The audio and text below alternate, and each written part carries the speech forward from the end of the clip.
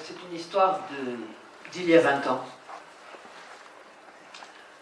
Son mari l'a écœurée des hommes et des femmes par la même occasion, parce que c'est essentiellement une femme qui l'a fait.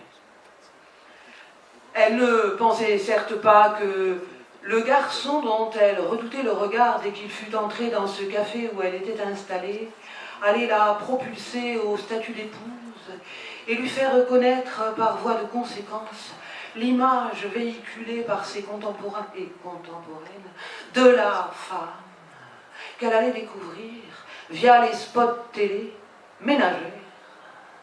Vous remarquez que le masculin ici n'est pas employé et personne ne semble s'en indigner.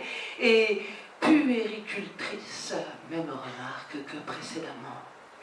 Avec une entière et exclusive responsabilité du meilleur produit ou du meilleur aliment à donner au bébé.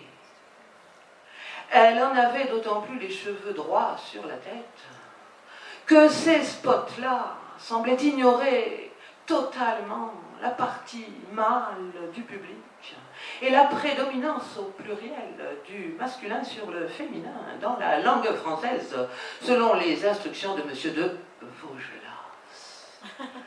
Utilisant exclusivement les marques du féminin, toujours redondant par rapport à l'image qui montre en effet une femme en action de puériculture. Le comble chez elle, mais c'est ainsi dans une majorité des foyers, est que le téléviseur, à peu près toujours allumé par l'homme, est quasiment regardé par lui seul.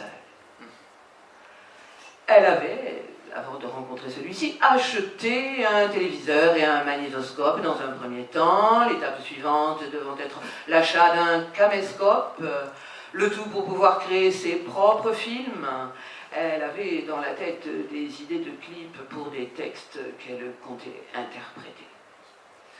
Inutile de vous dire que les quelques économies en vue de son second achat, elle avait besoin également d'un ordinateur pour le traitement de ses textes, ont fondu comme neige au soleil dès la rencontre avec cet individu redoutable dont elle n'a pu se défaire avant de lui avoir fait l'enfant qu'il a désiré, mais dont il lui laissa allègrement la charge, ce dont elle ne s'est jamais plainte.